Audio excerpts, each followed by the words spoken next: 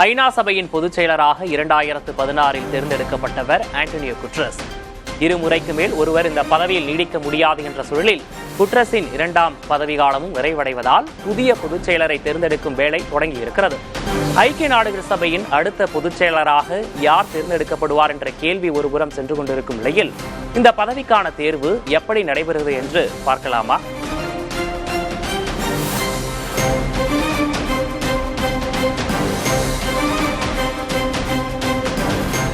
உலகின் 193 நாடுகளை உறுப்பினர்களாக கொண்ட ஐக்கிய நாடுகள் சபையை பொறுத்த அளவில் பொதுச் செயலரே அதன் தலைமை நிர்வாக அதிகாரி ஆவார்.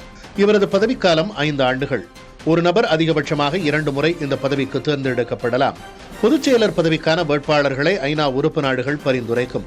இப்பதவி பொதுவாக பிராந்தியங்களுக்கு இடையே சுழற்சி முறையில் வழங்கப்படுகிறது.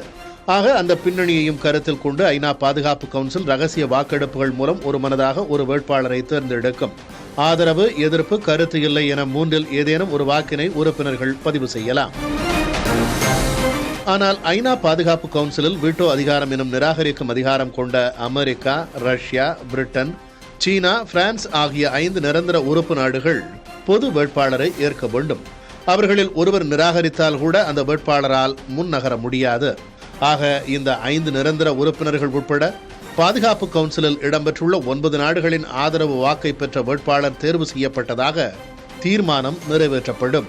அந்த தீர்மானத்துக்கு ஐநா பொது அவை ஒப்புதல் அளிப்பதன் மூலம் ஐநாவின் அடுத்த பொதுச் செயலர் தேர்ந்தெடுக்கப்பட்டதாக அறிவிக்கப்படுவார்.